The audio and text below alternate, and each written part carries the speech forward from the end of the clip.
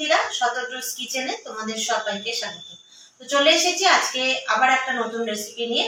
চলো রান্নাঘরে দেখা যাক রেসিপিটা কি। এখানে আমি নিয়ে নিয়েছি মাটন।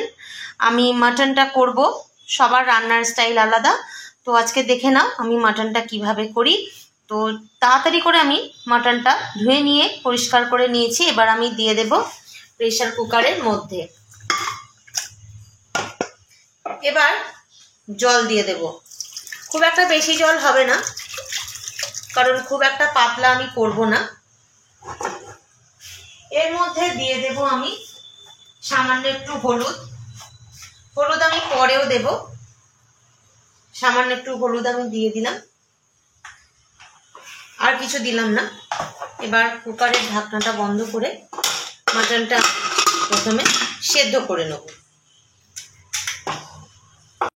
তো প্রেসার কুকারের ঢাকনাটা আমি খুলবো, দেখব যে মাংসটা আমার সেদ্ধ হয়েছে কিনা।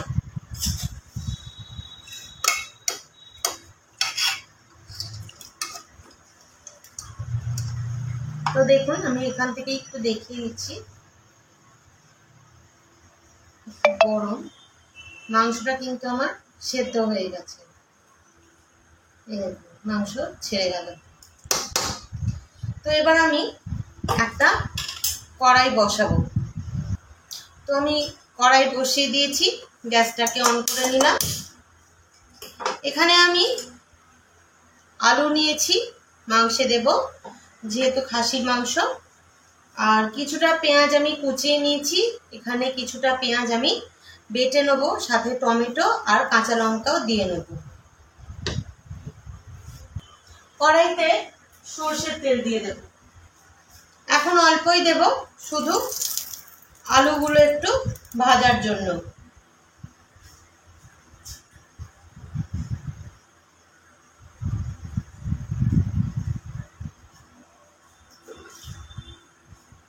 সাঁড়াশি দিয়ে তেলটা কড়ার চারধারে করে দেব, নাহলে কিন্তু আলুগুলো আটকে যাবে।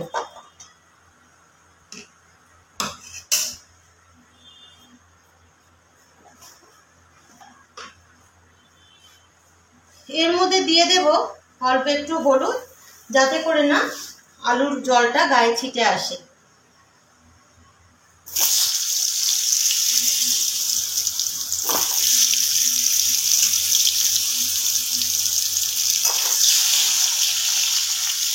গ্যাস কমিয়ে আলুগুলোকে একটু লাল করে ভেজে নেব।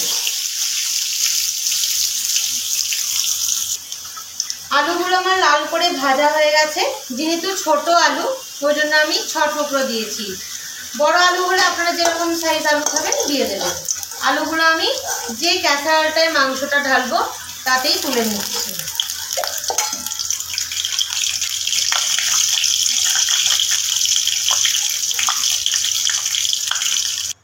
এবার ওই কড়ার মধ্যে আর একটু সরষের তেল আমি অ্যাড করে দেবো।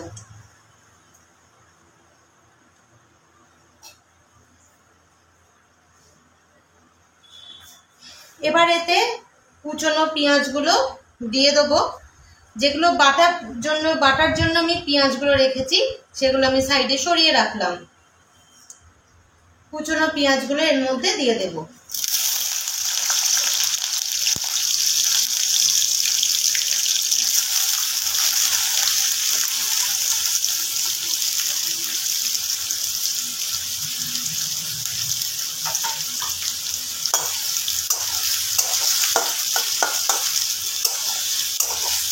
পেঁয়াজটাকে গ্যাসটা একটু হাই ফ্লেমে দিয়ে, হাই মানে একদমই যে খুব হাইতে দেবো তা নয়, মিডিয়াম ফ্লেমে দিয়ে আমি পেঁয়াজগুলোকে ভেজে নেব।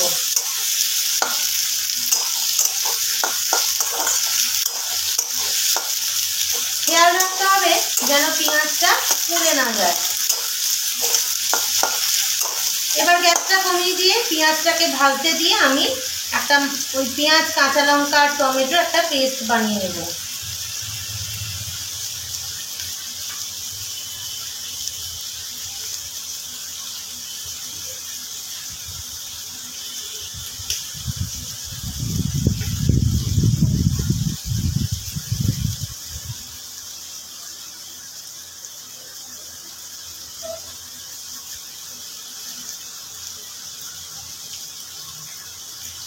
পেস্টটা আমি বানিয়ে নেব।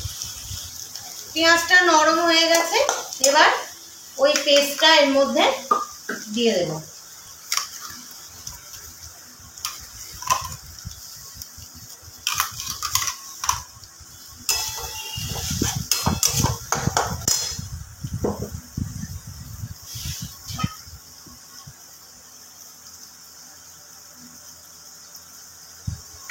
এবার একটু ভালো করে নাড়াচাড়া করে নেব।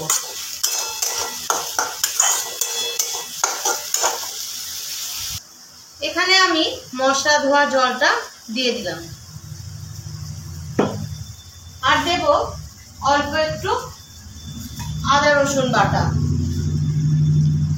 1 চামচ মতো দিলাম, 1 চামচ আর অল্প একটুখানি দিয়ে দিলাম।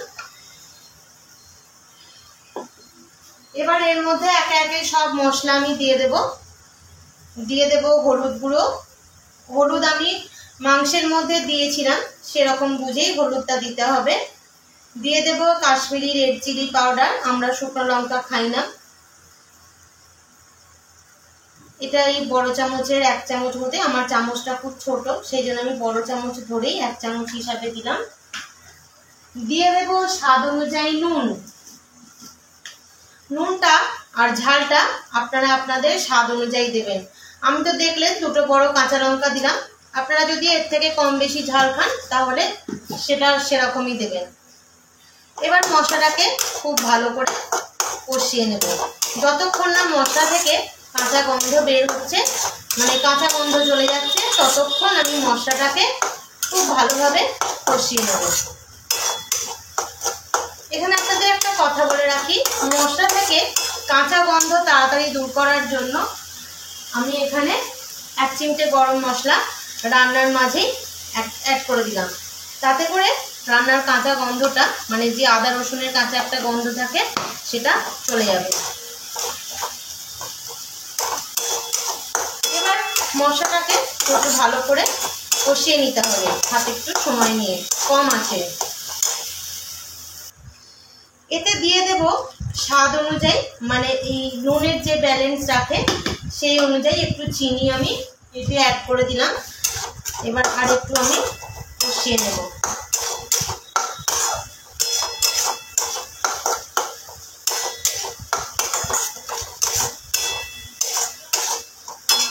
দেখুন মশলা থেকে আমার কিন্তু এই দেখুন তেল ছাড়তে শুরু করে দিয়েছে এই যে সাইডে। এবার আমি মাংসগুলোকে এর মধ্যে এখন আগে জল থেকে, মানে যেটা সেদ্ধ হয়েছিল কুকারে, সেই স্টকটা থেকে এখন তুলে নেব। এখন আমি স্টকটা দেব না,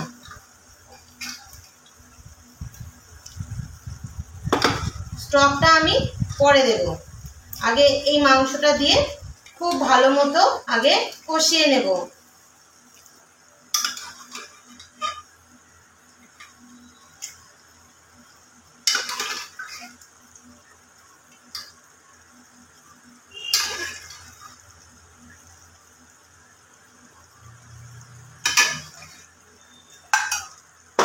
কুকার থেকে সমস্ত মাংস আমি তুলে নিয়েছি, এবার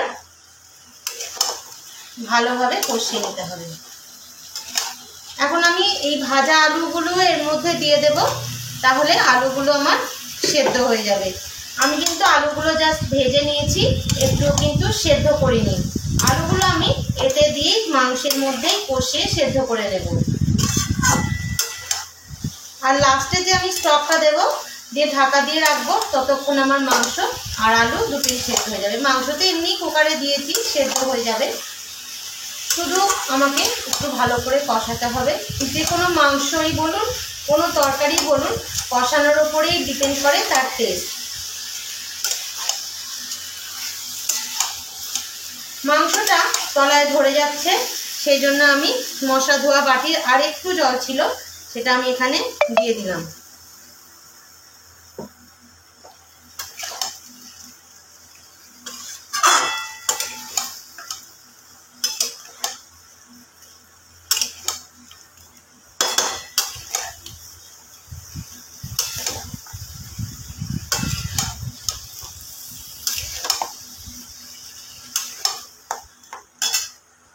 মাংসটা কষবে, আমি গ্যাসটা কম করে দিয়েছি।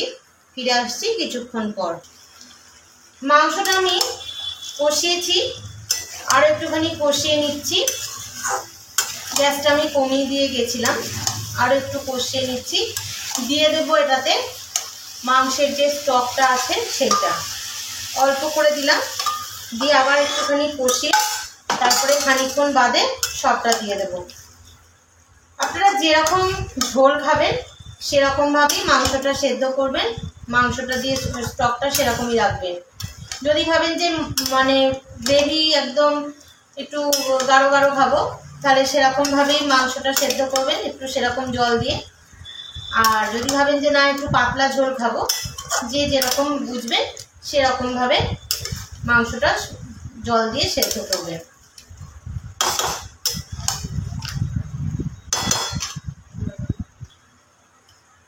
মাংসটা আর একটুখানি কষবে, আমি এটা ঢাকা দিয়ে দিচ্ছি। গ্যাসের সিমটা আমার একদম লো ফ্লেমে আছে। আমি এটা ঢাকা দিয়ে দিলাম, আবার 5 মিনিট বাদে ফিরে আসছি। এবার ঢাকাটা খুললাম। মাংসটা আমার অনেকটা কষাও হয়ে গেছে, সাইড থেকে অনেকটা তেলও মাংসর ছেড়ে এসছে। এবার আর একটু নাড়াচাড়া করলাম। এবার আমি আলুগুলো খুব একটা সেদ্ধ হয়েছে তা না, খুন্তিটা গাঁটছে, বাট সেদ্ধটা ভালো হয়নি। যে বাকি স্টকটা ছিল সেই স্টকটা আমি দিয়ে দেব। আর আমি এই মাংসে ঘি দিলাম না, প্রথমত এটা মাটন রিচ, সেই কারণে আর ঘিটা দিলাম না, বাকি স্টকটা আমি দিয়ে দিলাম। এবার গ্যাসের ফ্লেমটা একটু বাড়িয়ে দিলাম। একটু ফুটে গেলে আমি এটাকে অফ করে দেব, মানে কমিয়ে দিয়ে ঢাকা দিয়ে দেবো আলুগুলো আর একটু ভালো করে সেদ্ধ হওয়ার জন্য। দেখুন এখানে গুটগুট করে ফুটতে শুরু করে দিয়েছে। এবার আমি মাংসটায় ঢাকা দিয়ে দেব, দিয়ে গ্যাসটা কমিয়ে দেব। ফিরে আসছি কিছুক্ষণ পরে। তো ফিরে এলাম কিছুক্ষণ পর। মাংস তো আমার অলরেডি সেদ্ধ হয়েছিল, আর দেখুন একদমই সেদ্ধ হয়ে গেছে মাংসটা, আর আলুও সেদ্ধ হয়ে গেছে। মাংসটা তুলতে পারছি না, এই দেখুন মেটেটা একদম কেটে গেল। তো এবার আমি এর মধ্যে দিয়ে দেবো একটু গরম মশলা গুঁড়ো। এবার আমি এটাকে সার্ভ করব, কিছুক্ষণ স্ট্যান্ডিং টাইমে রাখবো। ঢাকাটা দিয়ে দিলাম, গ্যাসটা অফ করে দিলাম। ফিরে আসছি, এটাকে সার্ভ করি। তো এই হলো আজকে আমার মাটন। আজকের মাটন রেসিপিটা যদি ভালো লাগে তাহলে একটা লাইক করবেন, কমেন্ট করবেন, সাবস্ক্রাইব করবেন আমার চ্যানেল শতদ্রুস কিচেন। তো আজকে আমি মাটনটা তো খুব সহজভাবেই দেখালাম। তো যদি ভালো লাগে আমার রান্নাটা তাহলে অবশ্যই লাইক করবেন, শেয়ার করবেন, কমেন্ট বক্সে কমেন্ট দেবেন, আর সাবস্ক্রাইব করবেন আমাদের চ্যানেল শতদ্রুস কিচেন। তো আজকের মতো এইটুকু, আর শেয়ার করবেন প্রচুর। আর যদি কোনো ভিডিও কি ধরনের রান্না আপনারা দেখতে চাইছেন সেইটা আমাকে একটু কমেন্ট বক্সে কমেন্ট করে জানাবেন। আজকের মতো এইটুকু, দেখা হচ্ছে পরের ভিডিওয়। ততক্ষণের জন্য ভালো থাকবেন, সুস্থ থাকবেন, সাবধানে থাকবেন।